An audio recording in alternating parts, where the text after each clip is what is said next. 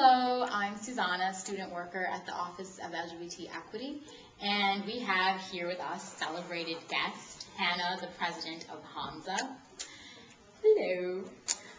So my first question is, and Hamsa, by the way, is the LGBTQI, specifically Jewish, group on our campus. QQIA, QQIA, right, awesome. And I would like to know, though, because some of our listeners probably don't know, and I don't really, what does Hamsa mean? What does Hamsa stand for? From what I understand, our founding president, Aaron Shapiro, came up with this name, Hamas in Hebrew, signifies oppression, but turn the letters around and you get Hamsa, which signifies healing and protection. It's the hand symbol that wards off the evil eye. So that's like kind of a relevant message. That's beautiful, I think, to say that out of oppression comes healing.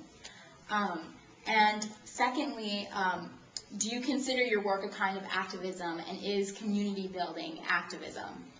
I think it's absolutely activism. I think that activism is trying to bring about important social change, and that's what we're doing. There's a climate in the traditional Jewish community and in many, many places and peoples in the world that is not extremely inclusive or understanding or compassionate towards a substantively sized part of their population, the queer population. And through educational events, through social events, just bringing people together, we're trying to get more into the political sphere of things as well, but through all of these things, including the social events, we're trying to enact change. So I think that's definitely activism. That's awesome. I agree 100%.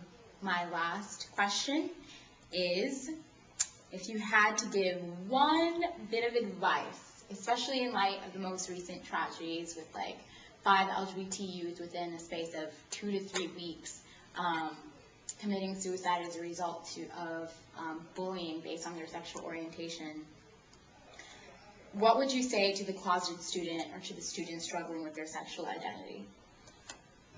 First of all, I don't want to presume that I know what it's like to grow up in an environment where you feel like, for example, you might be disowned by your family or your community if you come out. So I'm not going to say, oh, you should come out, it's better. I don't know that. But what I do know is that it's hard to keep a secret like that completely to yourself, and that no matter who you are, in nearly all circumstances, I don't think it's necessary.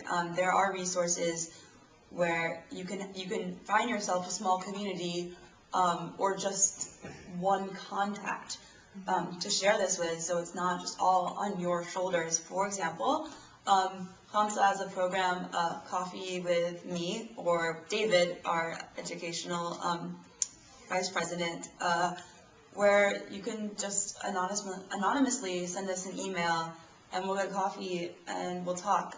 My email address is hspiro, S-P-I-R-O, @umd.edu. You can email David at dolson@umd.edu. You can also sign up for the Hamsa listserv. It's anonymous, and find out about our events. And you can come, and you don't have to tell your name, nothing like that, really. Some of our events are big enough that no one will even notice you. hamsaumd@gmail.com.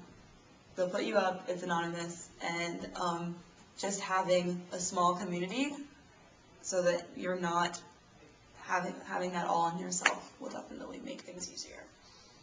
Thank you so much, and that's awesome. We look forward to working with you closely, both with the Office of LGBT Equity and with Pride. And everyone come and check us out at the Office of LGBT Equity and check out Hamsa. Thank you.